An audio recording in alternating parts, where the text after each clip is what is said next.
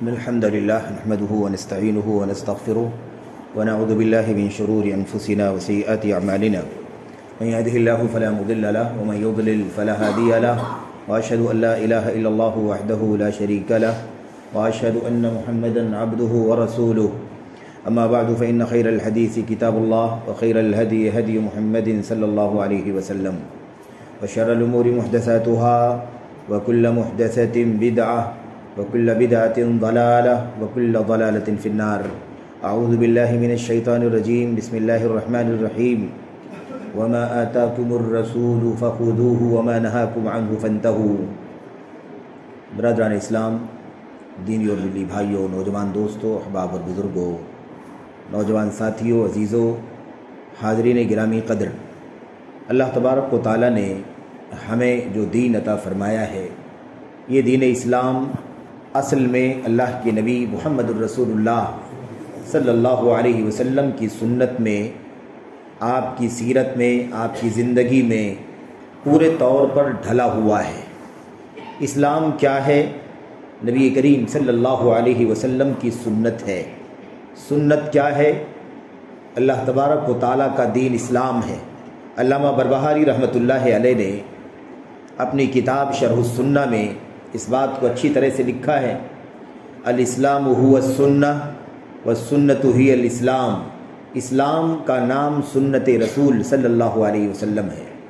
اسلام حدیث رسول صلی اللہ علیہ وسلم کا دوسرا نام ہے.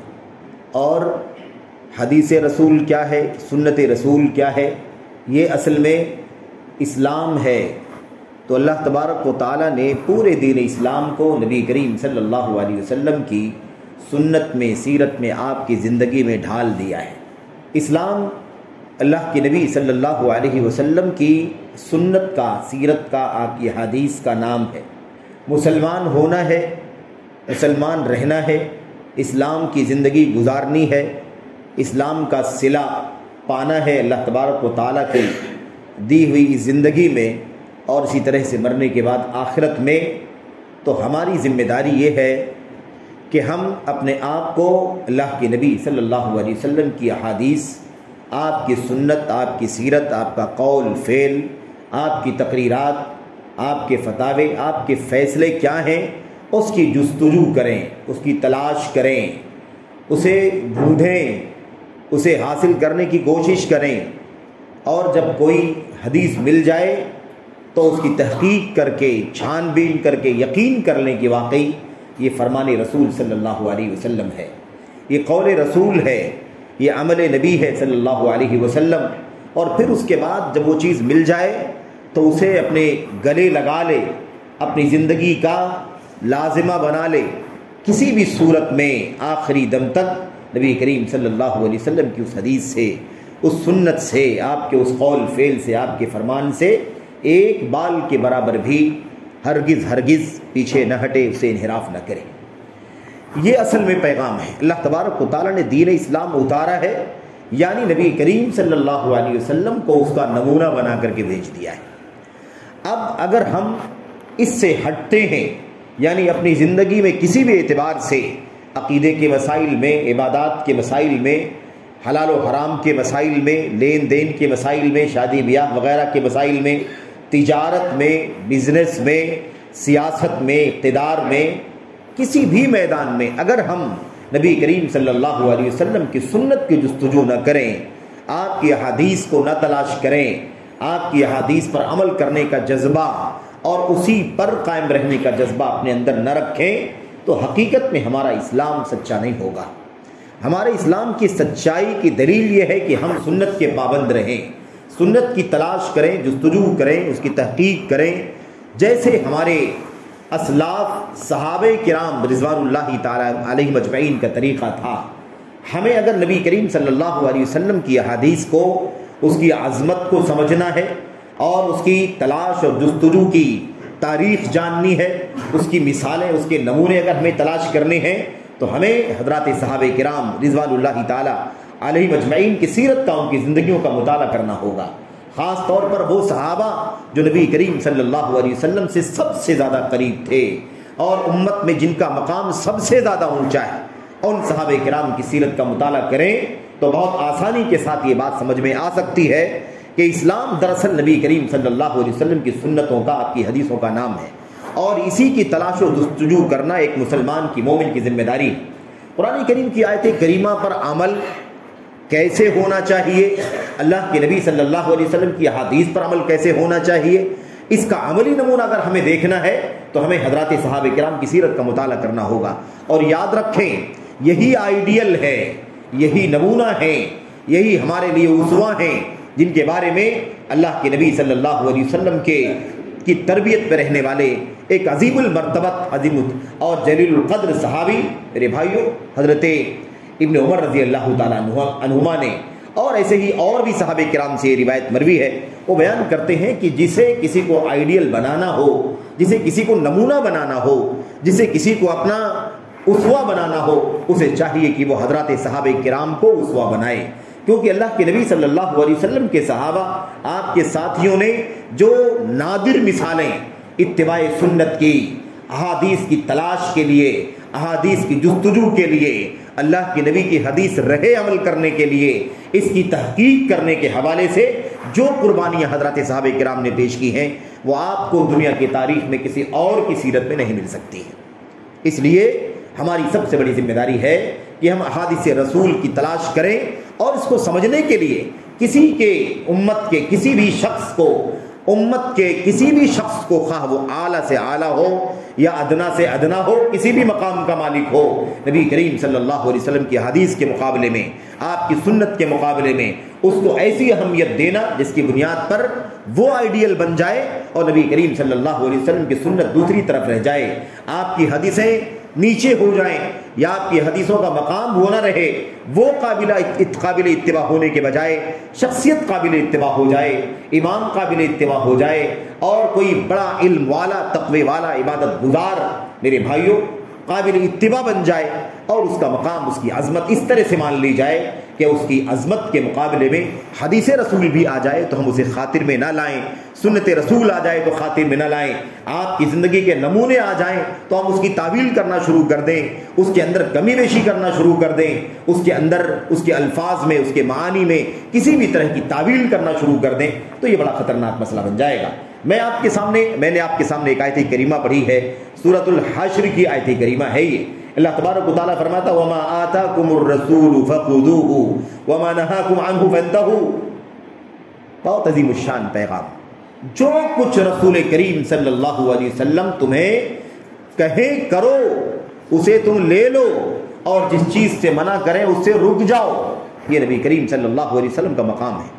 اللہ تبارک و تعالیٰ نے اپنے کلام میں اپنے نبی کا مقام بیان فرمایا، رسول صلی اللہ علیہ وسلم تمہیں جو کچھ دیں اسے تم لے لو، اور جس چیز سے تمہیں منع کر دیں اس سے باز آ جاؤ۔ میرے بھائیو اب بتائیے کہ یہ فیصلہ ہے، نبی کی طرف سے جو حکم آئے اسے لینا ہے، جس سے منع کر دیں اس سے باز آ جانا ہے، یہی اللہ کے نبی صلی اللہ علیہ وسلم کا مقام ہے۔ آپ بتائیے کہ کیا دین اسلام کی اس سے عظیم تعبیر کچھ ہو سکتی ہے؟ یہی دین اسلام ہے کہ نبی کی طرف سے جو آئے اسے مان لیا جائے، نبی جس بات سے منع کر دیں اس سے باز رہا جائے، اسی کا نام دین ہے، اسی کا نام اسلام ہے، اسی کا نام اللہ تبارک و تعالیٰ کی یہی مقصد ہے، اللہ تبارک و تعالیٰ کے دین کا یہی خلاصہ ہے میرے بھائیوں۔ اس لیے ہماری اور آپ کی ذمہ داری ہے کہ اس پر ذرا سنجیدگی سے غور کریں، سوچیں امت کے حالات کیسے ہیں میرے بھائیوں، نہ جانے کس طرح سے ایک مومن کا دل گوارا کرتا ہے، ایک مومن کا ضمیر اس بات کے لیے آمادہ اور تیار ہوتا ہے کہ حکم رسول آ جائے، فرمان رسول آ جائے، قول رسول آ جائے، اور اس کے مقابلے میں کسی امتی کا نام پیش کر دیا جائے، کسی شخصیت کا حوالہ دے دیا جائے۔ بھلا ایک مومن کا ایمان کیسے اس بات کو گوارا کر سکتا ہے؟ میرے بھائیو اللہ تبارک و تعالیٰ کا یہ کلام ہم سے کیا کہتا ہے؟ نبی کی طرف سے جو بات آ جائے اسے لے لو، اور نبی کی طرف سے جس بات سے منع کر دیا جائے اس سے باز آ جاؤ۔ اس کی عملی تصویر اگر دیکھنا چاہتے ہو تو حضرات صحابہ کرام کی سیرت کا مطالعہ کرو میرے بھائیو، میرے بزرگوں۔ اور ایک بات اور یاد رکھیں، یہ بھی ایک بہت بڑا المیہ ہے۔ ایک طرف تو یہ مسئلہ کہ سنت رسول کے مقابلے میں شخصیت پرستی، ائمہ پرستی، علماء پرستی، بزرگ پرستی، پیر پرستی، یہ سارے مسائل امت کے اندر داخل ہوئے، اور اسی کے ساتھ ساتھ ایک بہت بڑا مسئلہ یہ آیا کہ وہ طبقہ جو سنت رسول صلی اللہ علیہ وسلم کو اپنی پیشانی پر سجاتا ہے، جو اپنے کلیجے کی ٹھنڈک محسوس کرتا ہے حدیث رسول کو پا لینے کے بعد، پھر اسے چھوڑنا گوارا نہیں کرتا، اس سے دستبردار ہونا گوارا نہیں کرتا۔ یہ جذبہ جن لوگوں کے دلوں کے اندر اللہ تبارک و تعالیٰ نے رکھا ہے، انہیں ورغلانے کے لیے، انہیں بہکانے کے لیے، انہیں سنت سے ہٹانے کے لیے ایک طبقہ جو یہودیوں سے نکل کر کے آیا، اہل کتاب یہود و نصارہ سے نکل کر کے آیا، اور پھر اسلام کا لبادہ پہن کر کے رافضیت اور شیعیت اور خارجیت کے نام سے مسلمانوں میں داخل ہوا، اس طبقے نے بہت ساری حدیثیں گھڑ گھڑ کر کے امت کے اندر داخل کر دی، کیونکہ یہ امت، اس امت کا ایک طبقہ ایسا بھی ہے جو حدیث رسول کے بغیر نہیں رہنا چاہتا، اور حدیث رسول پانے کے بعد اس سے ایک سیکنڈ کے لیے بھی، ایک بال کے برابر بھی وہ اس سے دور نہیں رہ سکتا۔ اس لیے حدیث کے اندر جھوٹی حدیثوں کی ملاوٹ، میرے بھائیوں بناوٹی حدیثوں کو ملاوٹ، اس کے اندر موضوعات، اس کے اندر منکرات، اس کے اندر بواطیل کی ملاوٹ کر کے مسلمانوں کے درمیان عام کر دیا گیا۔ تو احادیث رسول صلی اللہ علیہ وسلم کی چھان بین کے بعد، تحقیق کے بعد، یقین کر لینے کے بعد کہ حدیث رسول ہے، یہ پہلا کام، اور اس کے بعد حدیث رسول صلی اللہ علیہ وسلم پر عمل۔ تو یاد رکھیں یہی صحابہ کرام کا طریقہ تھا، اور اسی بات کو اللہ کے نبی صلی اللہ علیہ وسلم کے صحابہ نے، آپ کے صحابہ کے بعد تابعین نے بات کہی ہے، اور خاص طور پر میں آپ کو بتاؤں، علامہ امام ابن سیرین رحمۃ اللہ علیہ کہا کرتے تھے الاسناد من الدین ولولا، نہیں کہا کرتے تھے لم يكونوا يسألون عن الاسناد حتى اذا وقعت الفتنة قالوا سموا لنا رجالكم۔ کہتے ابن سیرین رحمۃ اللہ علیہ، میرے بھائیوں کہتے ہیں کہ لوگ جو ہے وہ سند کے بارے میں نہیں پوچھا کرتے تھے، کہاں سے حدیث بیان کر رہے ہو، کس سے سنا ہے، کس نے بیان کیا ہے، کس کے حوالے سے آئی ہے، کون سورس ہے اس کا، کہا یہ سب نہیں پوچھا کرتے تھے پہلے۔ حدیث رسول صلی اللہ علیہ وسلم صحابہ کرام کے زمانے میں، صحابہ کرام جب اللہ کے نبی صلی اللہ علیہ وسلم باحیات تھے، کوئی مسئلہ نہیں تھا، آپ کی وفات کے بعد بھی یہ معاملہ نہیں رہا کہ بہت زیادہ اس معاملے میں کسی کو جھوٹا سمجھا جائے، کسی کو سچا سمجھا جائے، بلکہ ایک تحقیق کے طور پر، یقین کر لینے کے طور پر لوگ حدیثوں پر عمل کر لیا کرتے تھے، تحقیق کرنے کے بعد، پوچھ تاچھ کرنے کے بعد۔ لیکن معاملہ کب زیادہ سنگین ہو گیا؟ حضرت عثمان غنی رضی اللہ تعالیٰ عنہ کی شہادت کے بعد، شہادت عثمان غنی رضی اللہ تعالیٰ عنہ کے بعد معاملہ بڑا خطرناک ہو گیا۔ اس وقت سے کیا ہوا؟ اس وقت ابن سیرین کہتے ہیں کہ نہیں پوچھا جاتا تھا اسناد کے بارے میں کہ سند کون سی ہے، لیکن جب فتنہ رونما ہوا تو سوال کیا جانے لگا، سموا لنا رجالکم، اپنے راویوں کے نام بتلاؤ، کس نے تمہیں بیان کیا، اس نے کس سے سنا، اس نے کس سے سنا، پوری سند بیان کرو، کون سا سورس ہے، کون سا مصدر ہے، کون سا مرجع ہے جہاں سے تم یہ بات نبی کریم صلی اللہ علیہ وسلم کے حوالے سے بیان کرتے ہو۔ تو یہ طریقہ تھا میرے بھائیو ہمارے اسلاف کا کہ ان لوگوں نے چھان بین کرنا شروع کر دیا۔ کیوں؟ نبی کریم صلی اللہ علیہ وسلم کی حدیثیں ان کے سامنے تھیں، اور حضرات صحابہ کرام نے کہا اصل میں حدیثوں کی تحقیق کرنا اس لیے ضروری ہے کیونکہ کوئی بات نبی کریم صلی اللہ علیہ وسلم کے نام سے بیان کر دی جائے جو آپ نے نہ کہی ہو، نہ بیان کی ہو، تو یہ بہت بڑا جھوٹ ہوگا، بہت بڑا جھوٹ ہوگا۔ من قال علی ما لم اقل فلیتبوأ مقعدہ من النار، جو شخص مجھ پر کوئی ایسی بات بول دے جو میں نے نہیں کہی ہے، میرے حوالے سے کوئی بات بیان کر دے، میرا نام لے کر کے کوئی بات بیان کر دے جو میں نے نہیں کہی ہے، فہو احد الکاذبین، اللہ کے نبی نے فرمایا کہ وہ جھوٹوں میں سے ایک جھوٹا ہے، یا دو جھوٹوں میں سے ایک جھوٹا ہے، یا ایسا آدمی میرے بھائیوں اپنا ٹھکانہ جہنم بنا لے، نبی کریم صلی اللہ علیہ وسلم نے ارشاد فرمایا۔ تو بہرحال کہنے کا مطلب یہ ہے کہ احادیث کی چھان بین ہونی چاہیے۔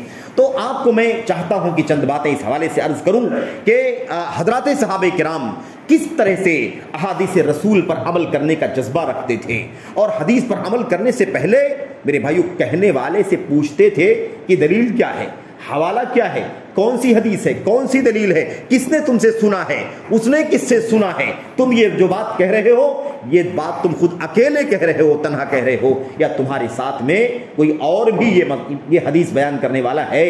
شہادت مانگتے تھے، قسمیں کھلوایا کرتے تھے، یہاں تک واقعات موجود ہیں، قسم کھا کر کے کہو کہ یہ بات تم نے فلاں سے سنی ہے، قسم کھاؤ کہ یہ بات نبی کریم صلی اللہ علیہ وسلم کے واسطے سے، صحابہ کرام کے واسطے سے، فلاں کے واسطے سے تمہارے تک آئی ہے، تم تک آئی ہے، یہ پہلے قسم کھاؤ تب جا کر کے تمہاری بات مانیں گے۔ میرے بھائیوں تو اللہ کے نبی صلی اللہ علیہ وسلم کے صحابہ نے کیسے حدیثوں کو اپنے سینے میں جگہ دی ہے، کیسے اسے گلے لگایا ہے، کیسے اس کی تلاش اور جستجو کیا کرتے تھے، اور کیسے ایک ایک عمل ان کا حدیث رسول صلی اللہ علیہ وسلم کے مطابق ہوا کرتا تھا۔ وہ معمولی سا مسئلہ بھی معمولی بول کر کے نہیں چھوڑتے تھے جب تک کہ اس کی تحقیق نہیں کر لیا کرتے تھے۔ کیوں؟ اس لیے کہ وہ دین ہے۔ حدیث رسول اسلام ہے، سنت رسول اسلام کا دوسرا نام ہے، اس لیے اسلام پر چلنے کے لیے سنت رسول کی جستجو ہونا ضروری ہے۔ جس مومن کے دل کے اندر، جس مسلمان کے سینے کے اندر یہ جذبہ نہ ہو حقیقت میں، اسے چاہیے کہ وہ اللہ تبارک و تعالیٰ سے اپنی ایمان کی سلامتی کے لیے دعا کرے کہ اللہ تعالیٰ اسے صحیح سالم ایمان عطا فرمائے، ورنہ یہ صحابہ کرام کا آئیڈیل ہے، صحابہ کرام کا نمونہ ہے میرے بھائیو ہمارے سامنے۔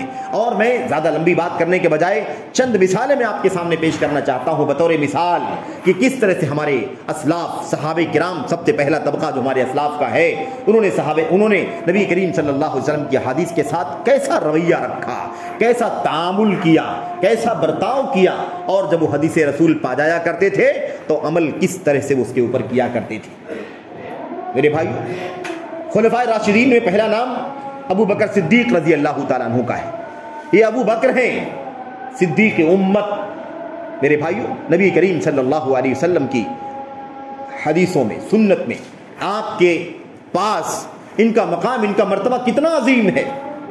حضرت امام ذہبی رحمۃ اللہ علیہ نے اپنی کتاب کے اندر تذکرۃ الحفاظ میں خاص طور پر لکھا ہے کہ سب سے پہلے حدیثوں کی تحقیق کرنے کا کام جس نے شروع کیا وہ حضرت ابو بکر صدیق رضی اللہ تعالیٰ عنہ، بلکہ ایسے کہہ لیں کہ حدیثیں کوئی بیان کرے اور اس کو یقینی طور پر ثابت کرنے کے لیے، تاکد کرنے کے لیے، تثبت کرنے کے لیے کہ واقعی ثابت ہے یہ بات، اس کام کا آغاز کس نے کیا ہے؟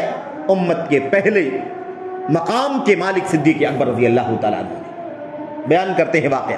اچھا، میں آپ کو بتا دوں شروع ہی میں کہ یہ جو واقعہ ہے بڑا معروف واقعہ ہے، امت کے سلف سے لے کے خلف تک سارے لوگوں نے اس واقعے کو، جو ابو داؤد کی روایت کے اندر موجود ہے، اسے بیان کیا ہے، اس کے مطابق عمل کیا ہے، اور اس حوالے سے بہت سارے مسائل بھی مستنبط کیے۔ واقعہ کیا ہے؟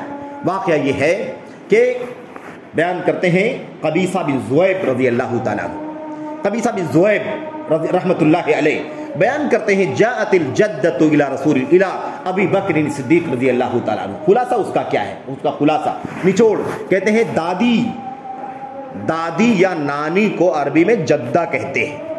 جدہ، جد جو ہے وہ دادا یا نانا کو کہتے ہیں، اور جدہ کہتے ہیں دادی یا نانی کو۔ اچھا، دونوں کا درجہ بھی ایک ہے اور دونوں کا حصہ بھی ایک ہے۔ اچھا، دونوں اگر اکٹھا ہو جائیں تو اسی حصے میں دونوں شریک ہوتے ہیں میراث کے اندر، یعنی دادی نانی دونوں اکٹھا ہو جائیں تو اسی اپنے حصے میں ایک چھٹا حصے میں دونوں شامل ہوتے ہیں۔ کیا ہے مسئلہ؟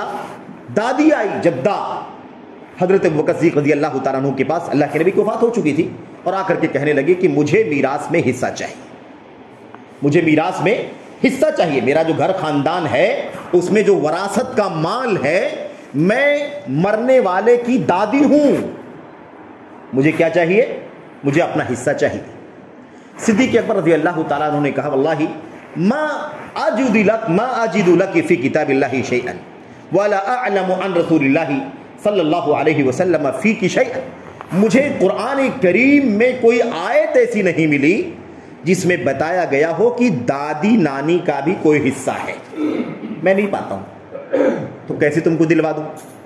اور نہ حدیث رسول صلی اللہ علیہ وسلم کے اندر مجھے کوئی چیز ملتی ہے، کوئی دلیل، کوئی ثبوت ملتا ہے کہ بھئی اللہ کے نبی علیہ السلام نے، بلکہ انہوں نے یہ کہا کہ میں نہیں پاتا ہوں، یعنی اپنے بارے میں بتایا کہ مجھے نہیں ملی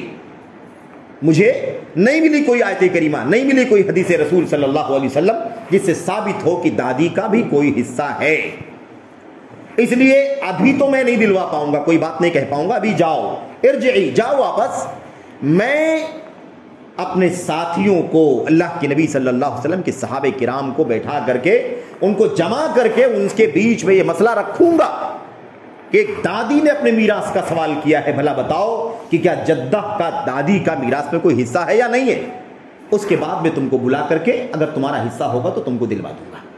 چلی گئی۔ اس کے بعد ابو بکر صدیق رضی اللہ تعالیٰ عنہ نے صحابہ کرام کو اکٹھا کیا اور ان کے بیچ میں مسئلہ رکھا کہ بھائی یہ بتاؤ کہ ایک شخص، ایک خاتون نے مسئلہ پیش کیا ہے، اسے میراث میں حق چاہیے، اور مرنے والے کی وہ دادی ہے، جدہ ہے، اسے میراث میں کتنا حق ملے گا؟ کیا آپ لوگوں کے پاس نبی کریم صلی اللہ علیہ وسلم کی کوئی حدیث ہے؟ کیا آپ لوگوں کے پاس نبی کریم صلی اللہ علیہ وسلم کی کوئی حدیث ہے؟ کسی کو علم ہے کہ اللہ کے نبی نے ایسا ایسا فیصلہ کیا ہے، دیا ہے، نہیں دیا ہے؟ ایک صحابی کھڑے ہوئے اور انہوں نے کہا ہاں، یہ کون تھے؟ حضرت مغیرہ ابن شعبہ رضی اللہ تعالیٰ عنہ۔ مغیرہ ابن شعبہ کھڑے ہوئے، انہوں نے کہا شہدت رسول اللہ صلی اللہ علیہ وسلم یعطیہا یا اعطاہا السدس، میں نے نبی کریم صلی اللہ علیہ وسلم کو دیکھا ہے، میں حاضر تھا نبی کریم صلی اللہ علیہ وسلم نے ایک موقع پر دادی کو چھٹا حصہ دیا ہے، یعنی پورے مال کا چھٹا حصہ دیا ہے۔ ابھی کوئی فرائض کا میراث کا مسئلہ اور اس کی تفصیلات آپ ذہن میں نہ لائیں، ایک مسئلے کو سمجھیں کہ حدیث رسول کی جستجو، حدیث کی تلاش اور اس کا علم حاصل کرنے کا جذبہ صحابہ کرام کے یہاں کتنا تھا۔ جب تک یقین نہیں کر لیتے تھے تب تک کوئی کام نہیں کرتے تھے، اس کے بولنے پر، فلاں کے بولنے پر نہیں کرتے تھے۔ دیکھا آپ نے، پہلے تو بھائی آپ لوگوں میں کسی کے پاس حدیث ہے؟ مغیرہ بن شعبہ کھڑے ہوئے کہا مجھے معلوم ہے، میں نے اللہ کے نبی صلی اللہ علیہ وسلم کو دیکھا ہے کہ آپ نے دادی کو 1/6 حصہ دیا ہے۔ انہوں نے کہا ٹھیک ہے، تم کہہ رہے ہو، اور بھی کوئی تمہارے ساتھ اس مسئلے میں ہے جو تمہارے ساتھ تم گواہی دے، تمہارا سپورٹ کرے، تمہاری بات کی تائید کرے، کہے کہ ہاں میں نے بھی نبی کریم صلی اللہ علیہ وسلم کو ایسا فیصلہ کرتے ہوئے دیکھا ہے؟ تو ایک اور ساتھی کھڑے ہوئے، محمد ابن مسلمہ کھڑے ہوئے اور انہوں نے بھی وہی بات کہی جو حضرت مغیرہ بن شعبہ نے کہی تھی، فَأَنْفَذَهُ لَهَا أَبُو بَكْرٍ الصدیق رضی اللہ تعالیٰ عنہ۔ جب یہ دو گواہیاں مل گئی، دو صحابی نے کہہ دیا، یعنی دو لوگوں نے کہہ دیا کہ ہاں ہم نے نبی کریم صلی اللہ علیہ وسلم کو دیکھا ہے یا فیصلہ آپ نے کیا ہے ہم جانتے ہیں، تو ابو بکر صدیق نے فرمایا کہ ٹھیک ہے کوئی بات نہیں ہے۔ پھر اس دادی کو بلا کر کے آپ نے اس فیصلے کو نافذ کر دیا اور آپ نے فرمایا کہ 1/6 حصہ دادی کو دیا جائے گا۔ واقعہ کیا ہے؟ ایک نمونہ ہے ہمارے لیے۔ صدیق اکبر رضی اللہ تعالیٰ عنہ کے اس عمل سے، اس رویے سے، اس تعامل سے بہت سارے مسائل ہمیں معلوم پڑتے ہیں۔ ایک بات تو یہ معلوم پڑتی ہے کہ صحابہ کرام کا مرجع اللہ کی کتاب نبی کریم صلی اللہ علیہ وسلم کی سنت تھی۔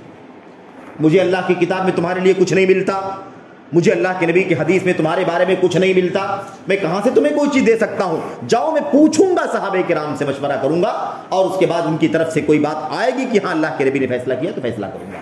دیکھا آپ نے، یہ ہے الوقف علی کتاب اللہ والسنہ، کتاب و سنت پر توقف کرنا۔ مرجع سورس اللہ تبارک و تعالیٰ کے دین کا کیا تھا صحابہ کے ہاں؟ یہی قرآن، یہی سنت، اور یہی جو ان لوگوں نے سمجھا برتا۔ اب ہمارے لیے قرآن و سنت کے ساتھ میں صحابہ کرام بھی آئیڈیل بن گئے۔ ہمارے لیے قرآن و سنت کے ساتھ ساتھ ان صحابہ کی فہم، ان کے فقہ، ان کے فتاوے، ان کا علم اور ایسے ہی ان کے فیصلے ہمارے لیے آئیڈیل اور نمونہ ہے۔ جیسے انہوں نے قرآن و سنت کو سمجھا ویسے ہم قرآن و سنت کو سمجھنا چاہتے ہیں، اور یہی ہمارے لیے آئیڈیل ہونا چاہیے۔ اس کے بعد آپ دیکھیے انہوں نے کیا کیا، انہوں نے یہ کیا، کہا کہ میں صحابہ سے پوچھوں گا کہ اللہ کے نبی کی کوئی حدیث انہیں معلوم ہے یا نہیں معلوم ہے، اگر معلوم ہوگی، اگر آئے گی کوئی دلیل تب تمہیں تمہارا حق دلواؤں گا، اور اگر نہیں ہوگی تو نہیں مل سکے گا، میں اس سلسلے میں کچھ نہیں کر سکتا۔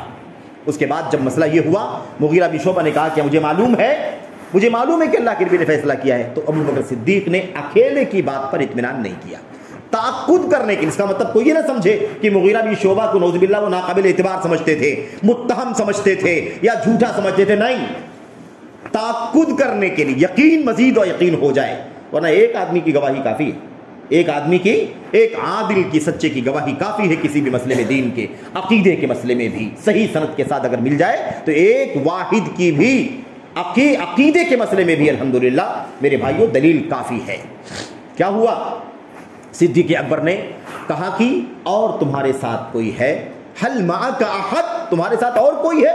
فقام محمد بن مسلمہ، تو محمد بن مسلمہ کھڑے، انہوں نے کہا کہ ہاں میں بھی یہی بات کہتا ہوں، ایسے ہی مسئلہ ہے۔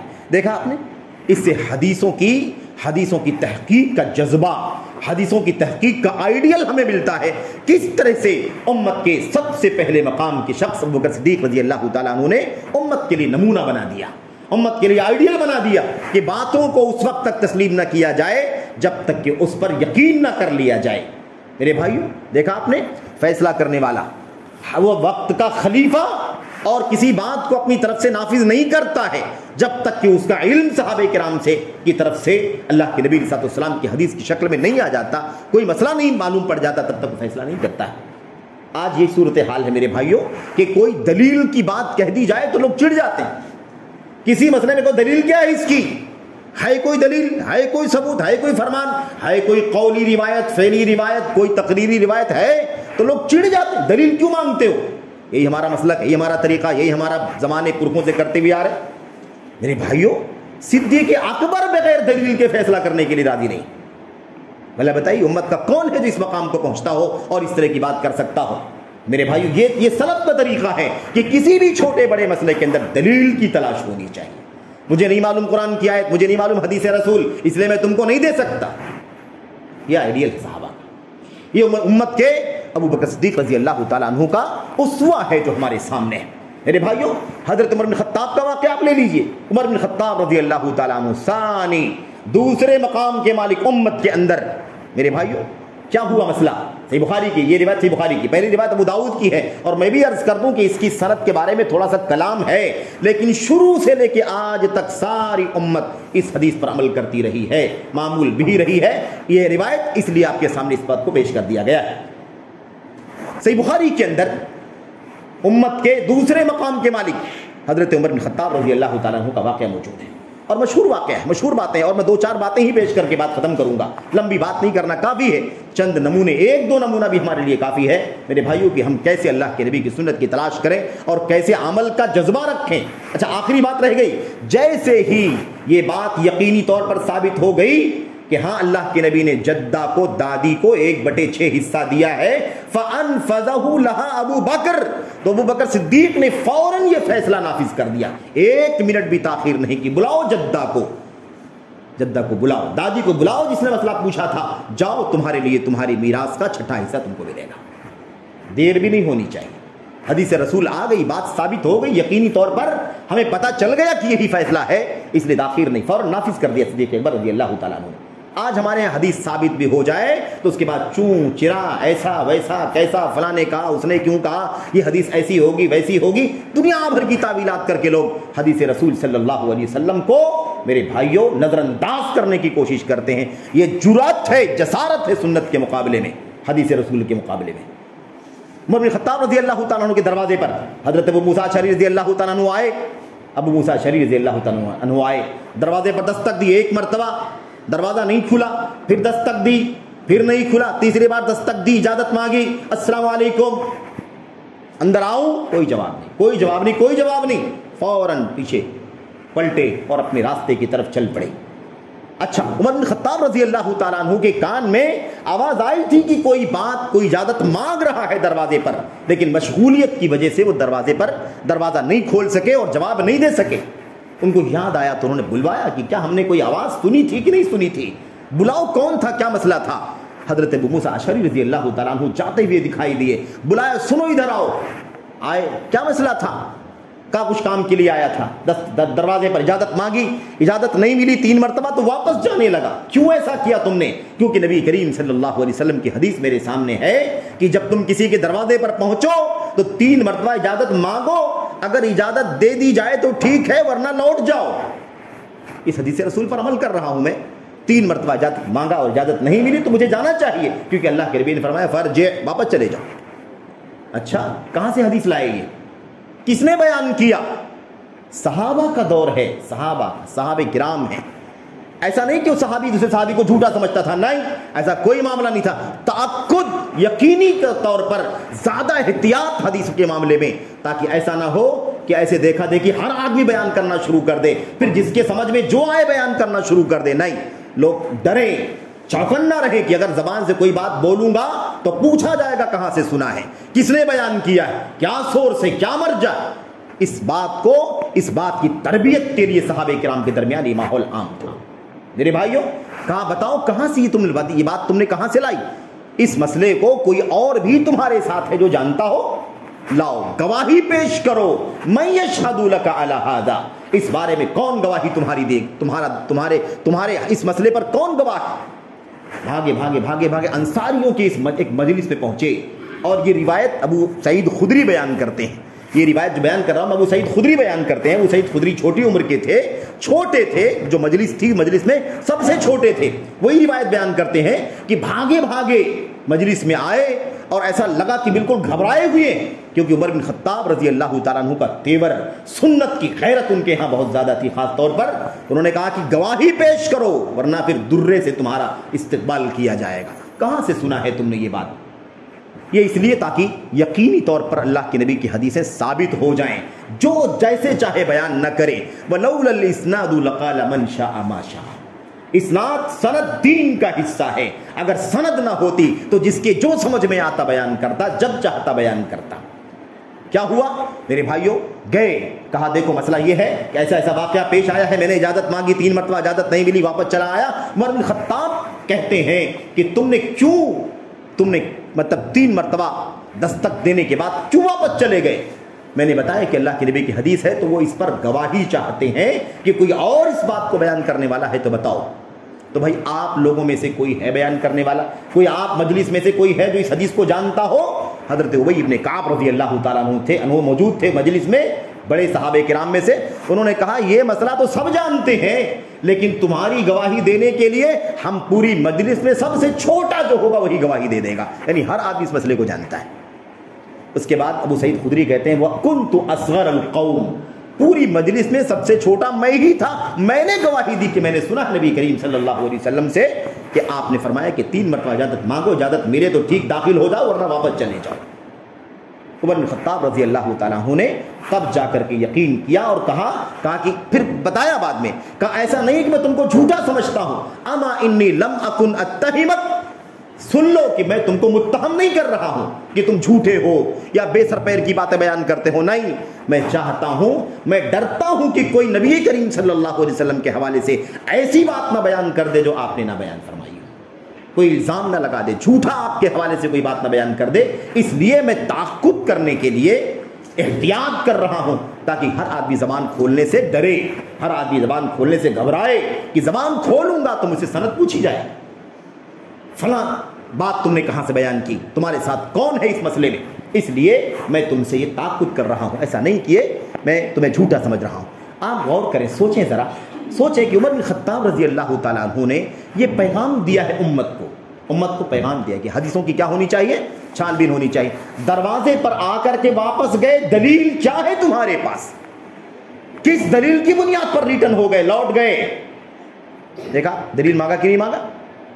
دلیل مانگا عمر بن خطاب رضی اللہ تعالیٰ عنہ نے حضرت ابو موسیٰ اشعری سے، اور جب حدیث بیان کر دی تو مزید تاکد کے لیے کہا کہ تمہارے ساتھ کون اور ہے جو اس بات کو بیان کرتا ہو۔ یہ صحابہ کرام کے ہاں طریقہ تھا دین پر عمل کرنے کا، کہ دین پر عمل کرنے کے لیے دلیل چاہیے، مستند دلیل چاہیے، معتبر دلیل چاہیے، جس میں کوئی شک نہ ہو، شبہ نہ ہو، کسی بھی طرح کا کوئی خلل نہ ہو، بے سر پیر کی بات بھی نہ ہو، جیسا کہ آج دیکھا جاتا ہے کتابوں کے اندر بیشتر حصہ بے سر پیر باتوں کا بھرا رہتا ہے، یہ جائز ہے، یہ ناجائز ہے، یہ ایسا ہے، یہ ایسا ہے، یہ فضیلت وہ فضیلت، اور اس کی چھان بین کرنا شروع کرو تو بیشتر حصہ بے سند نکل جاتا ہے، غیر معتبر نکل جاتا ہے۔ ایسے نہیں ہوا کرتا تھا، وہ صحابہ کرام کا طریقہ تھا کہ اس طرح سے عمل کیا کرتے تھے۔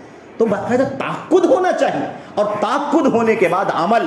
اب کوئی کہہ سکتا ہے، کوئی غور کرے، سوچے، کوئی کہہ سکتا ہے کہ بھائی بڑے بڑے مسئلے میں تحقیق ہونی چاہیے، یہ تو چھوٹا مسئلہ ہے، اجازت لینے کا مسئلہ ہے، گھر میں آنے کا مسئلہ ہے، پرمیشن لینے کا مسئلہ ہے۔ آپ دیکھتے ہیں نا، اجازت طلبی کے مسئلے میں عمر بن خطاب نے امت کو یہ پیغام دیا ہے کہ حدیث رسول کے بغیر ہم اجازت کے معاملے میں بھی کچھ بھی نہیں کرنے دیں گے، دلیل پیش کرو کہ کیوں 3 مرتبہ دستک دینے کے بعد واپس چلے گئے۔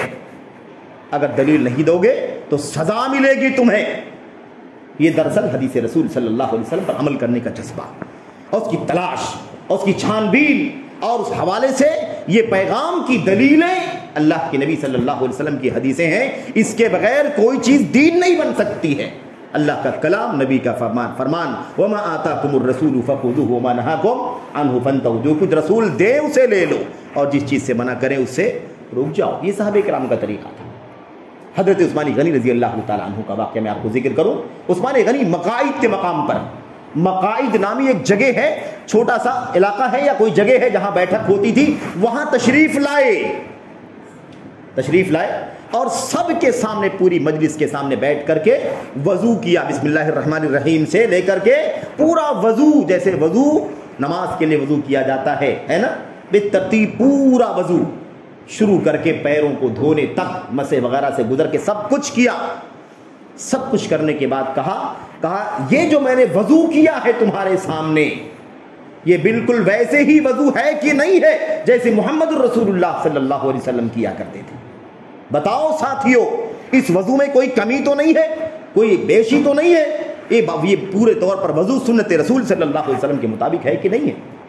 لوگوں نے کہا ہاں یہ بالکل ویسے ہی وضو آپ نے کیا ہے جیسے نبی کریم صلی اللہ علیہ وسلم کیا کرتے تھے. دیکھا آپ نے, یعنی اپنا عمل بھی تاکد کروایا کرتے تھے. بھائی بتاؤ آپ زیادہ علم والے ہو, یہ میرا عمل سنت کے مطابق ہے کہ نہیں ہے؟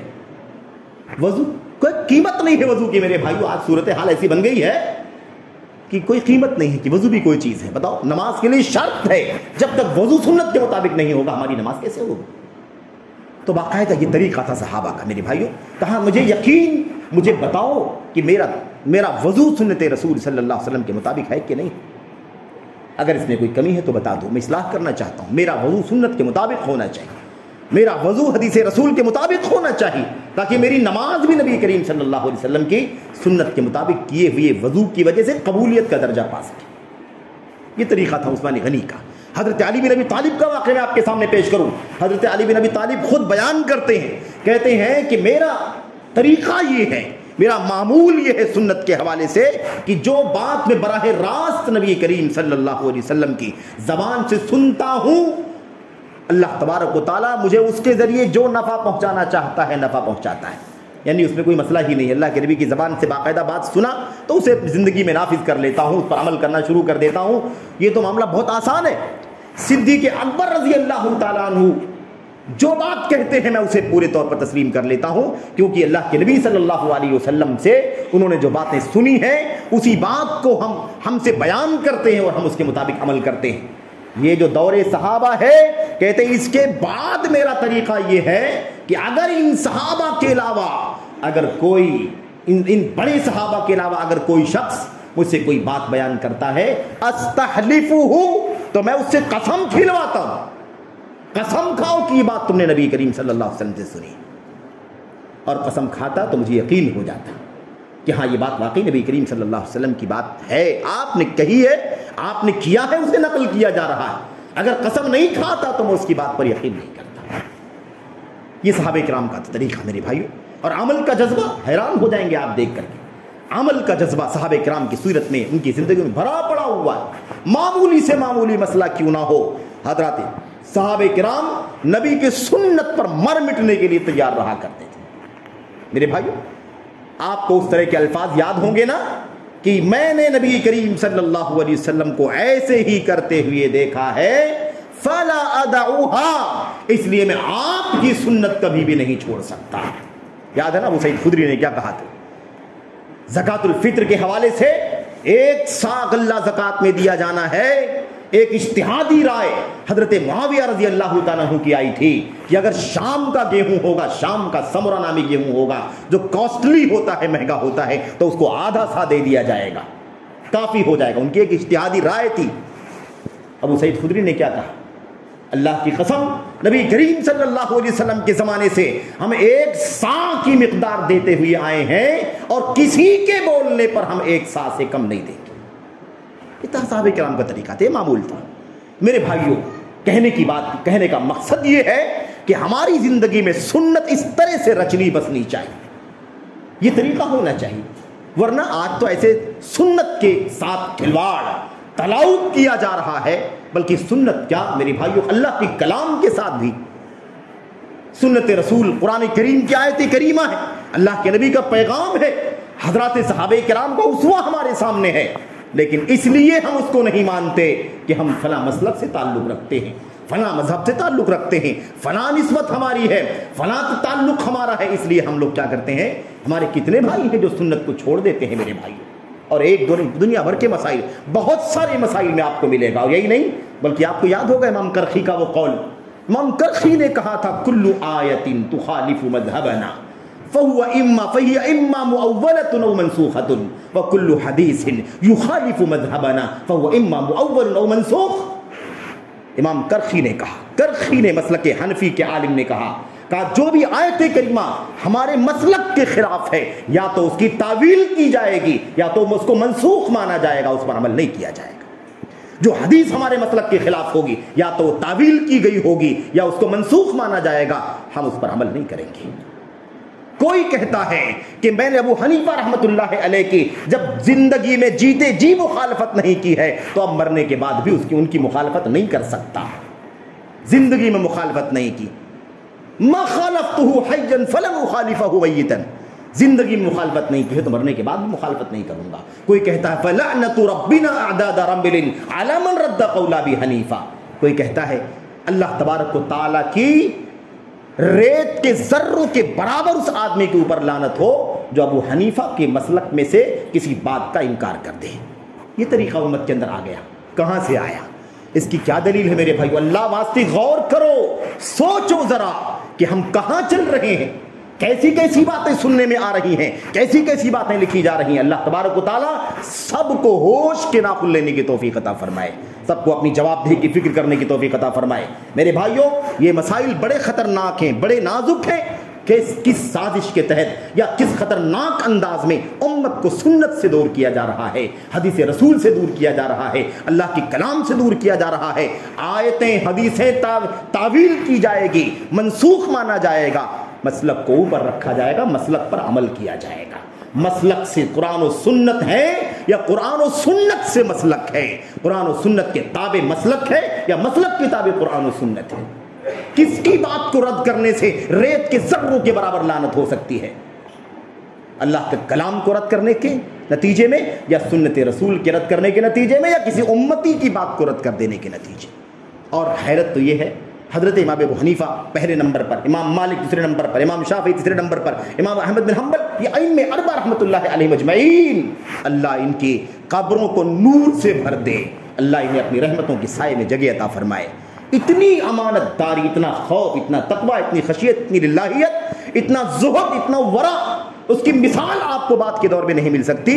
سارے ائمہ نے حدیث رسول میرا مسلک ہے، صحیح حدیث میرا مسلک ہے، صحیح حدیث میری دعوت ہے، صحیح حدیث میرا مذہب ہے، میرا موقف ہے. حدیث رسول صحیح ملے تو بس اسی پر عمل کرو، وہی میرا مسلک ہے.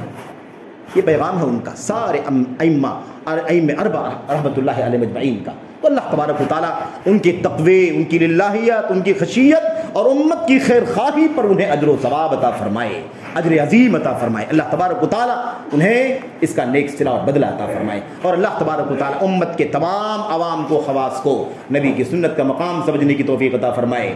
حدیث رسول کا حوالہ، سنت کا حوالہ، قرآن کا حوالہ، صحابہ کرام کی فقہ کا فہم کا حوالہ مانگنا یہ دین ہے. یہی دین ہے کہ کسی کی بات کو آنکھ بند کر کے نہیں قبول کیا جا سکتا سوائے محمد الرسول اللہ صلی اللہ علیہ وسلم کی. کل رد و یرد علیہ، ہر ایک کی بات کو لیا بھی جا سکتا ہے، رد بھی کیا جا سکتا ہے. ہر آدمی رد بھی کرتا ہے، ہر آدمی پر رد بھی کیا جاتا ہے سوائے محمد الرسول اللہ صلی اللہ علیہ وسلم کی. الا صاحب ھذا القبر، سوائے اس قبر والے نبی محمد الرسول اللہ صلی اللہ علیہ وسلم کی. تو یہ ہمارے دین ہے، یہ ہمارا دین ہے، یہ ہماری زندگی، یہ ہماری زندگی کا حاصل ہے. یہ حضرات صحابہ کرام کی سیرت ان کا نمونہ ہے. اس لیے اللہ واسطے میرے بھائیوں، میرے بزرگوں، زندگی میں ہمیشہ سنت کی تلاش کرو، حدیث رسول کی جستجو کرو، ڈھونڈو کسی بھی مسئلے میں کیا طریقہ ہے نبی کا، کیا فرمان ہے نبی کا، کیا فہم ہے صحابہ کرام کی. اسی پر چلو کہ یہی نجات کی راہ ہے، یہی نجات کی راہ ہے. دنیا کی کوئی نسبت، کوئی حوالہ، کسی شخصیت کی نسبت، کسی مسلک کی نسبت، کسی فرقے کی نسبت، کسی دھڑے کی نسبت، اللہ کی قسم ہے مجھ کو، آپ کو، کسی کو بھی نجات نہیں دلا سکتی سوائے حدیث رسول صلی اللہ علیہ وسلم اور سنت رسول صلی اللہ علیہ وسلم کی نسبت اور اس پر عملی طور پر میرے بھائیوں عملی گواہی دینے کے اور پوری زندگی اسی پر قائم رہنے کے. یہی نجات کا راستہ، اس کے سوا اور کوئی راستہ نہیں نجات کا. اور یہی پیغام ہے، یہی پیغام، یہی دعوت ہے اہل الحدیث کی دعوت، سلفیت کی دعوت. یہی میرے بھائیو، اللہ تبارک و تعالی ہمیں اور آپ کو ہر طرح کے تعصب سے، ہر طرح کی جانبداری سے، ہر طرح کی طرفداری سے، ہر طرح کی جمود سے، تعطل سے آزاد ہو کر کے، خالی ذہن ہو کر کے میرے بھائیو اس مسئلے پر غور کرنے کی، سوچنے کی توفیق عطا فرمائے. آمین رب العالمین. وصلی اللہ وسلم وبارک علی نبینا محمد وعلی آلہ وصحبہ اجمعین. السلام علیکم ورحمۃ اللہ وبرکاتہ.